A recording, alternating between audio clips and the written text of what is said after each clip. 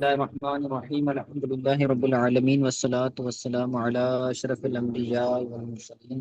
جی گزشتہ درس کے اندر ہم نے جمعے کے مسائل پڑھے تھے۔ آج کا جو ہمارا باب ہے وہ ہے عیدین کے بارے میں۔ تو شروع کرتے ہیں، کہتے ہیں باب احکام العیدین، عیدین کے یعنی یہ تسنیہ کا صیغہ ہے، تو بڑی جو عیدیں ہیں وہ دو ہیں، عید الفطر اور عید الاضحیٰ۔ تو دونوں عیدوں کے احکام کے بارے میں باب کہتے ہیں صلاۃ العیدین واجبۃ فی الاصح علی من تجب علیہ الجمعۃ بشرائطها سوى الخطبۃ۔ عیدین کی نماز اصح قول کے مطابق واجب ہے ہر اس شخص پر کہ جس پر جمعہ شرائط کے ساتھ واجب ہے، یعنی جس شخص پر جمعے کی شرائط ہیں۔ تو جمعے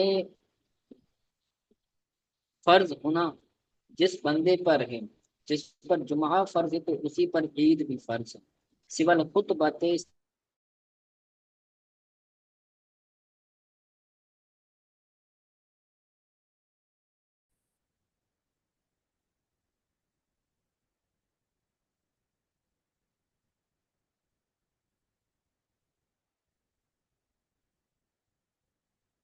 جو دین کا خطبہ ہے وہ شرط نہیں ہے، بلکہ عیدین کا خطبہ یہ سنت ہے، یعنی عیدین کی نماز عیدین کے خطبے کے بغیر بھی ہو سکتی ہے، اس کے اندر کوئی جو ہے وہ فساد نہیں آئے گا یا ابطال نہیں آئے گا۔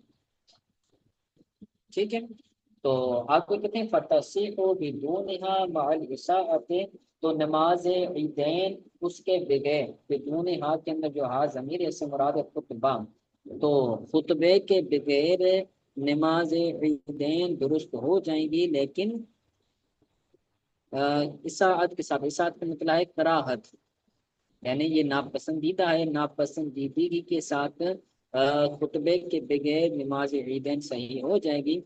کما لو قدمت الخطبۃ علی الصلاۃ، جیسے اگر خطبے کو نماز پر مقدم کیا جائے، اگر عیدین کے اندر عیدین کا خطبہ عیدین کی نماز سے پہلے دیا جائے، خطبہ پہلے دیا جائے، نماز عید پڑھی جائے تو بھی نماز ہو جائے، نماز کی نقل فساد کوئی نہیں آتا، البتہ مکروہ ہوتا ہے۔ تو اسی طرح جو عیدین ہے وہ بغیر خطبے کے پڑھی جائے تو وہ بھی مکروہ ہوگی، البتہ نماز ہو جائے گی۔ اب کہتے ہیں نادوبا فی الفطر ثلاثۃ عشر شیئا، اور عید الفطر میں 13 چیزیں مستحب ہیں، عید الفطر کے اندر 13 چیزیں مستحب ہے، تو مستحب نادبہ کا مطلب یہاں پر ہوگا سنت ہے، یعنی عیدین میں اور عید الفطر میں 13 چیزیں سنت ہیں۔ اور کون کون سی؟ ایا کولا، کہ کچھ کھا کر جائے، نماز عید پڑھنے کے لیے جا رہا ہے تو نماز عید سے پہلے کچھ کھائے، کچھ کھانے کے بعد پھر عید کے لیے عیدگاہ جائے۔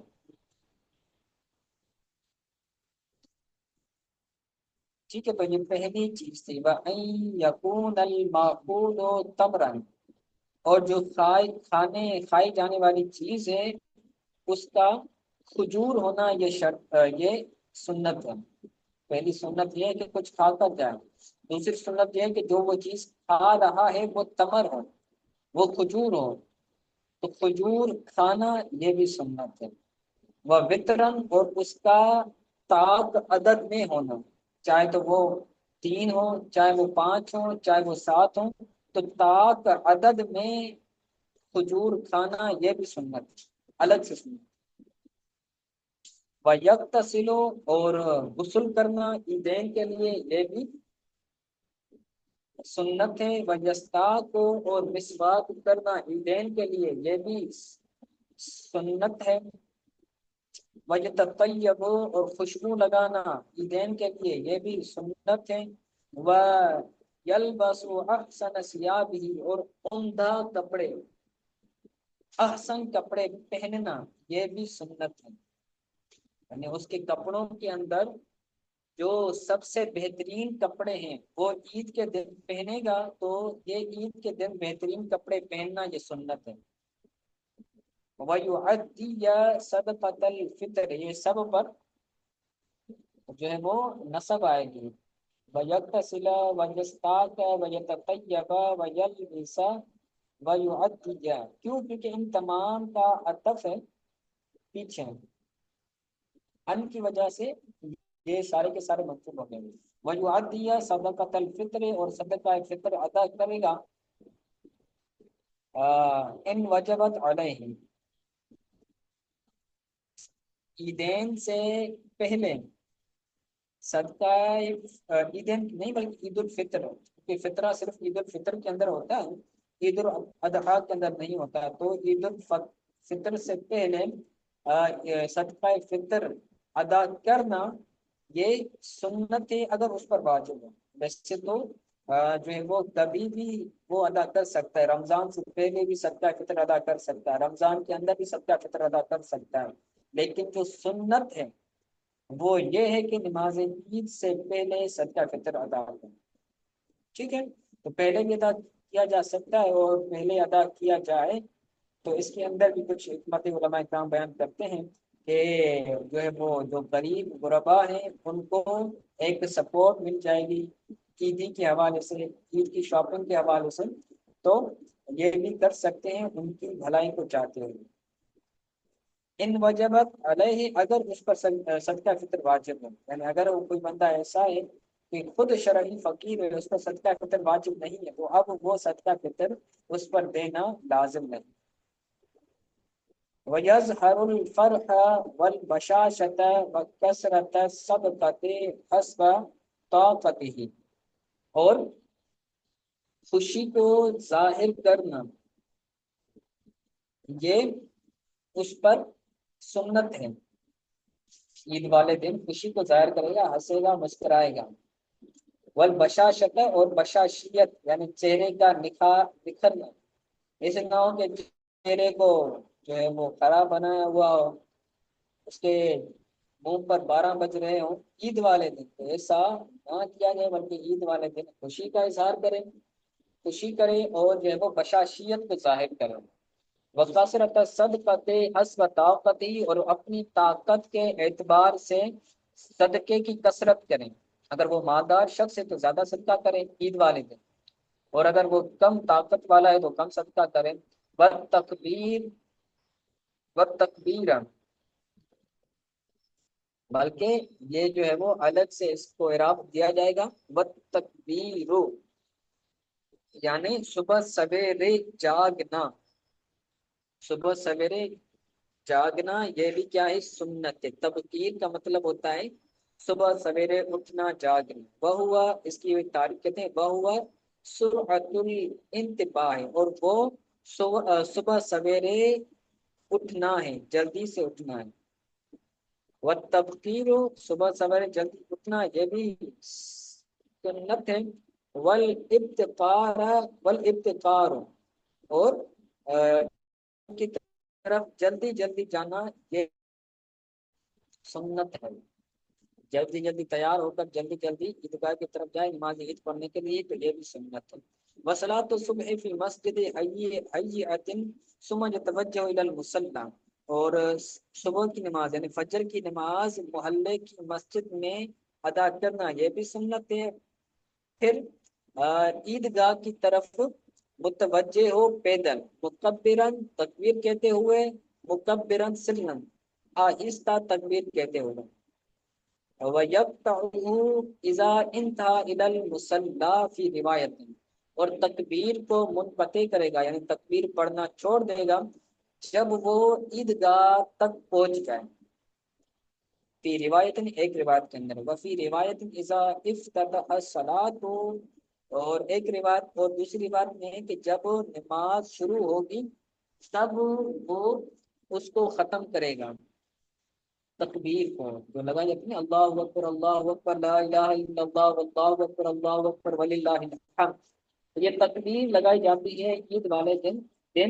تو یہ ایک روایت کے اندر ہے جب عیدگاہ کی طرف پہنچ جائیں تو ختم کرے گا، اور دوسری بات کے اندر ہے کہ جب نماز شروع ہوگی تب وہ تکبیر کو ختم کرے گا۔ وَيَرْجِعُ مِنْ طَرِيقٍ آخَرَ، اور وہ عیدگاہ سے لوٹے گا دوسرے راستے سے، جس راستے سے وہ عیدگاہ نماز پڑھنے گیا تھا، اب واپس اسی راستے سے نہیں آئے گا بلکہ دوسرے راستے سے اس کا آنا یہ بھی سنت ہے۔ وَيَقْرَأُ التَّنَفُّلُ قبل صلاۃ العید فی المصلی والبیت، اور نماز عید سے پہلے عیدگاہ میں یا پھر گھر میں نماز نفل پڑھنا یہ مکروہ ہے۔ گھر میں اور عیدگاہ میں عید سے پہلے، عید نماز سے پہلے نماز نفل پڑھنا یہ مکروہ ہے۔ کوئی نماز نہیں پڑھے گا، صرف عید والے دن نماز عید ہی پڑھے گا، اس سے پہلے کوئی نفل وغیرہ نہیں پڑھے گا۔ وبعدها، اور نماز عید کے بعد بھی اس کے لیے مکروہ ہے پھر مصلی عیدگاہ میں نماز نفل پڑھنا۔ پھر مصلی فقط علی اختیار الجمہور، جمہور کے اختیار پر، یعنی جمہور نے جس بات کو اختیار کیا وہ یہ ہے کہ عید نماز پڑھنے کے بعد صرف عیدگاہ میں نفل نماز پڑھنا یہ مکروہ ہے۔ اگر وہ عید نماز پڑھنے کے بعد گھر میں نفل نماز پڑھتا ہے تو یہ مکروہ نہیں۔ جمہور کے نزدیک یہ مختار مذہب ہے۔ اس کے بعد کہتے ہیں وقت صحت صلاۃ العید من ارتفاع الشمس قدر رمح او رمحین الى زوالها، نماز عید کے درست ہونے کا وقت سورج کا بلند ہونا ایک نیزے یا دو نیزے کے برابر زوال کی طرف، الى زوال یا سورج کے زائل ہونے تک، یعنی سورج صبح کو فجر کی نماز کے بعد طلوع ہوا تو طلوع ہو کر ایک نیزے جتنا وہ بلند ہو، جو مشرق ہے یعنی جہاں سے جو سورج ہے وہ طلوع ہوتا ہے تو اس کو مشرق کہا جاتا ہے، تو اس سے بلند ہو کر وہ ایک نیزے کی لمبائی تک یا دو نیزوں کی لمبائی تک پہنچ جائے تو یہاں سے نماز عید کا جو وقت ہے وہ شروع ہوگا۔ اس کے بعد جب تک زوال کا ٹائم نہیں ہوگا، یعنی دعوی کبریٰ، جب تک دعوی کبریٰ کا ٹائم نہیں ہوگا، دعوی کبریٰ تک نماز عید پڑھ سکتے ہیں۔ دعوی کبریٰ کے بعد سے مکروہ وقت ہے، پھر اس کے بعد ظہر کا وقت شروع ہوگا۔ ٹھیک ہے، تو دعوی کبریٰ کہہ لیں یا پھر زوال کہہ لیں، ہمارے اردو کے اندر کوئی زوال کا لفظ مشہور ہے، لیکن جو مختار اور جو محتاط لفظ ہے وہ ہے دعوی کبریٰ، یعنی سورج کا بالکل کسی بندے کے بالکل اوپر کھڑا رہنا، اس کو دعوی کبریٰ سے تعبیر کیا جاتا ہے۔ ٹھیک ہے، تو آج کے لیے کافی ہے، اس کو آپ یاد کیجیے گا، انشاءاللہ تعالیٰ پھر اگلے درس کے اندر نماز عید کا طریقہ پڑھیں گے۔ آج کے سبق کے حوالے سے اگر کوئی بات سمجھ نہیں آئی تو پوچھ لیں۔